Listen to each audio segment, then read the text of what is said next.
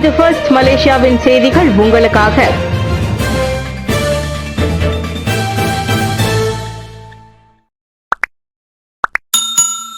K அடிலான் தேர்தலில் கட்சிக்குள் நடைபெறும் போட்டி ஒரு செயல்முறை.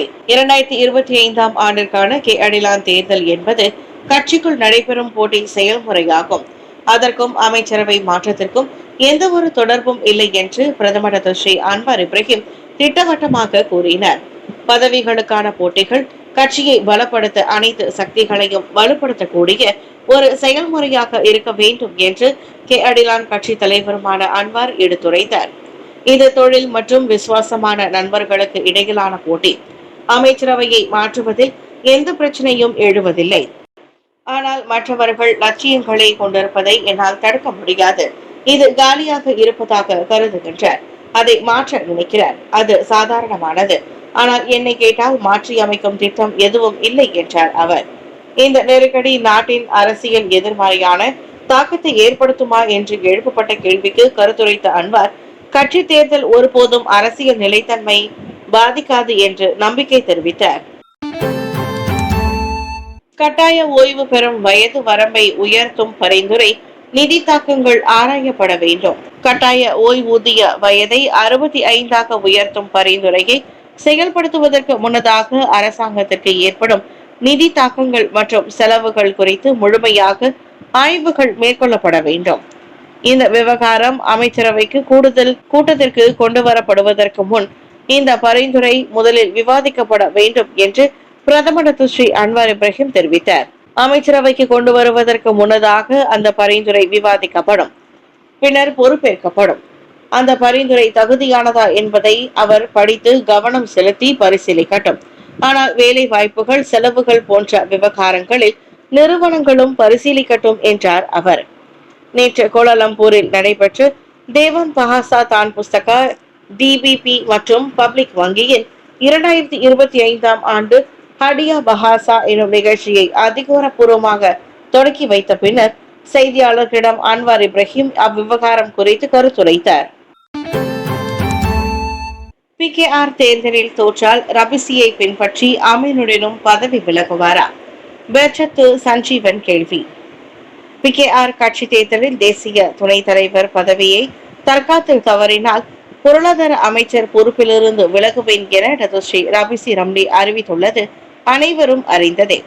அப்படி இருக்க ரபிசி பாணியில் நெகிரி செம்பிலான் மந்திரி பெசார் ஸ்ரீ அமீனுடன் ஹருணும் பதவி விலகுவாரா என பெர்சத்து கட்சியில் மலாய்க்காரர் அல்லாதோருக்கான பெர்சத்து பிரிவின் துணைத் தலைவர் ஸ்ரீ சஞ்சீவன் கேள்வி எழுப்பியுள்ளார். ரபிசி அணியில் உதவி தலைவருக்கு போட்டியிடுகிறார் அமீனுடன்.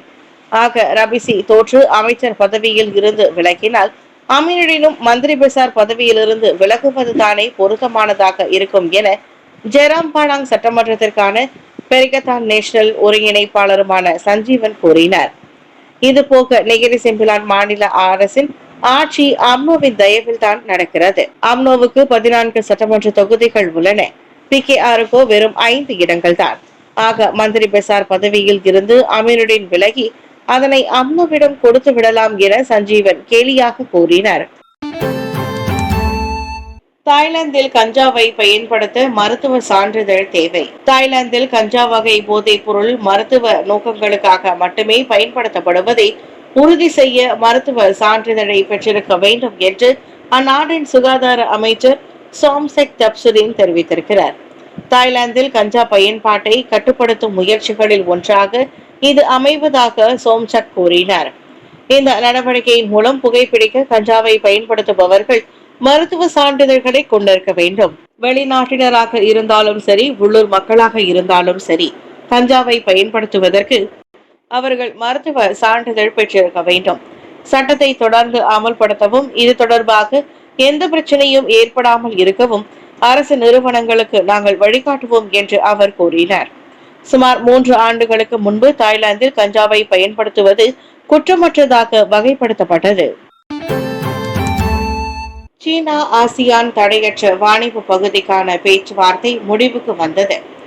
கேப்டா 3.0 எனப்படும் 3வது சீனா ஆசியான் தடையற்ற வாணிப பகுதி குறித்த பேச்சுவார்த்தையை சீனாவும் ஆசியானும் அதிகாரப்பூர்வமாக முடித்துக் கொண்டதாக சீனா பொருளாதார அமைச்சர் உறுதிப்படுத்தியது.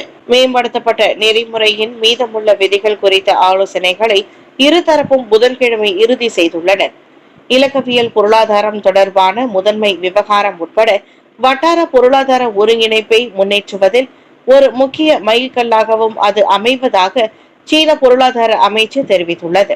கடந்த 2022ஆம் ஆண்டு மேம்படுத்தப்பட்ட தடையற்ற வாணிப ஒப்பந்தம் குறித்த பேச்சுவார்த்தைகள் தொடங்கப்பட்டன. அதனைத் தொடர்ந்து கடந்த ஆண்டு அக்டோபர் லாவோஸ் வெலிங்டனில் நடைபெற்ற கூட்டத்தில் சீனாவும் ஆசியானும் பேச்சுவார்த்தையின் முடிவை கூட்டாக அறிவித்தன. வட்டார பொருளாதார மீட்சிக்கு புதிய உத்வேகத்தை அளிப்பதோடு தடையற்ற வாணிபம் மற்றும் திறந்த ஒத்துழைப்பிற்கு அந்த மேம்படுத்தப்பட்ட ஒப்பந்தம் வலுவாக ஆதரவளிக்கும் என்று அந்த அமைச்சின் அறிக்கை கூறியதாக சைனா டெய்லி செய்தி வெளியிட்டுள்ளது. தேசிய சட்டத்துறை தலைவர் அரசு தரப்பு வழக்கறிஞர் அதிகாரம் பிரிப்பது தொடர்பான ஆய்வு தொடர்கிறது. தேசிய சட்டத்துறை தலைவருக்கும் அரசு தரப்பு வழக்கறிஞருக்கும் இடையிலான அதிகாரங்களை பிரிப்பது தொடர்பான ஆய்வு இன்னும் செயற்குழுக்கள் மற்றும் அரசாங்க கொள்கை பிரிவுகளை உட்படுத்திய விவாத நிலையிலேயே உள்ளது. அனுபவ ஆய்வுகள் முடிவுக்கு வந்த பின்னர் அதிகார பிரிவை செயல்படுத்துவதற்கு மாநில அளவில் சட்ட அம்சங்களை உள்ளடக்கிய விரிவான ஆய்வு தேவைப்படுவதாக சட்டம் மற்றும் கழக சீர்திருத்தத்திற்கான பிரதமர் துறை அமைச்சர் doctor Sri Azalina Ottoman side தெரிவித்தார். இல்லை, அவர் அனுபவ ஆய்வுகளை முடித்துவிட்டார். நாம் அதை பல குழுக்களுக்கு கொண்டு வர வேண்டும். அவை முடிவு செய்யப்பட்ட பின்னர் நாங்கள் அதை அடிப்படைகளுக்கு எடுத்து செல்கிறோம். ஆனால் இந்த விவகாரம் நேரடியானது அல்ல. ஏனென்றால் நாம் இப்போது இன்னும் பல கட்டங்களில் ஆய்வு செய்து வருகிறோம் என்றார் அவர்.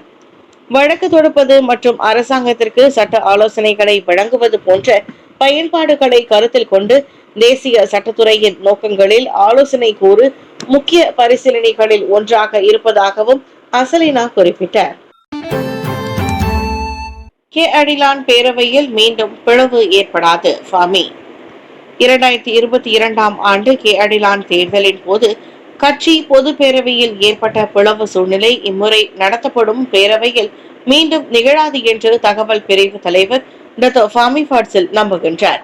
தொகுதி மட்ட கட்சி தேர்தலில் பல பிரபலமான வேட்பாளர்கள் தோல்வியடைந்த போதிலும் எந்த ஒரு விரும்பத்தகாத சம்பவங்களும் நடைபெறாத சூழ்நிலையின் அடிப்படையில் தொடர்பு அமைச்சருமான ஃபாமி அந்த கருத்தை வெளியிட்டார். மலாக்காவில் நடைபெற்ற மிக மோசமான பொது பேரவையில் என்ன நடந்தது என்பதை நான் பார்க்கவில்லை. ஒவ்வொரு பேரவைக்கு பிறகும் அஸ்மின் அலி செய்தியாளர் சந்திப்பை மேற்கொள்வார். அதுதான் பிரிவினைக்கான அடித்தளம். அது மிகவும் மோசமானது. இறைவனுக்கு நன்றி, இம்முறை மிகவும் சிறப்பாக உள்ளது.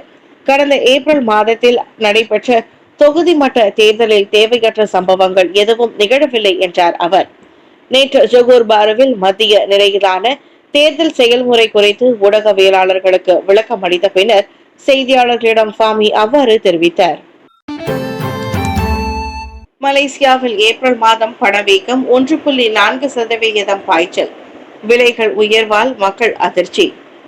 மலேசியாவில் பணவீக்கம் இவ்வாண்டு ஏப்ரல் மாதம் 1.4 விழுக்காடு உயர்ந்து பயணீட்டாளர் விலை குறியீடு 134.3 ஆகியது.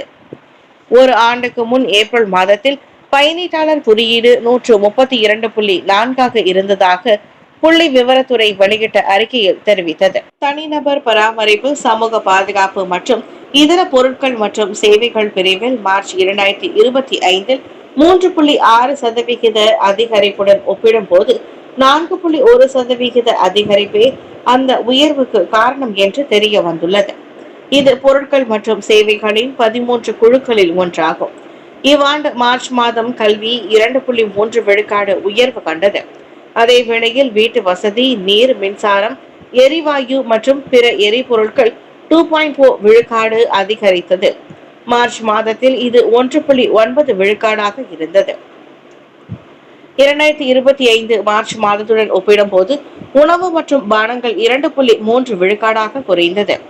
பொழுதுபோக்கு, விளையாட்டு மற்றும் கலாச்சாரம் 1.3 விழுக்காடு, 0.9% மற்றும் தளவாடங்கள், வீட்டு உபகரணங்கள் மற்றும் வழக்கமான வீட்டு பாரம்பரியம் 0.1% குறைந்துள்ளது. உள்நாட்டு பொருளாதார சீரமைப்புகளுக்கு முதலில் முன்னுரிமை. உள்நாட்டு பொருளாதார சீரமைப்புகளுக்கு முதலில் முன்னுரிமை அளிக்கப்படும்.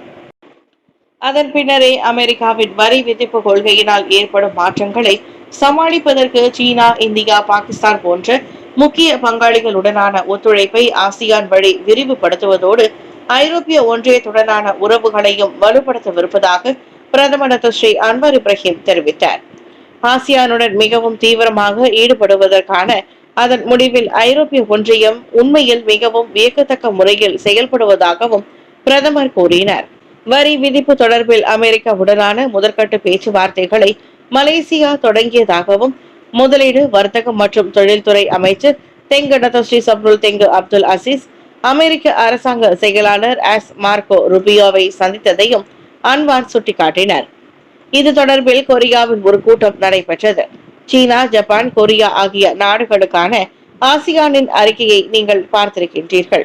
என் கருத்துப்படி மிகவும் நேர்மையானது. ஏனென்றால் வெளிப்படையாக பன்முகத்தன்மையை ஊக்குவிக்க நாங்கள் தயாராக இருக்கிறோம் என்பதை காட்டுகிறது என்றார் அவர்.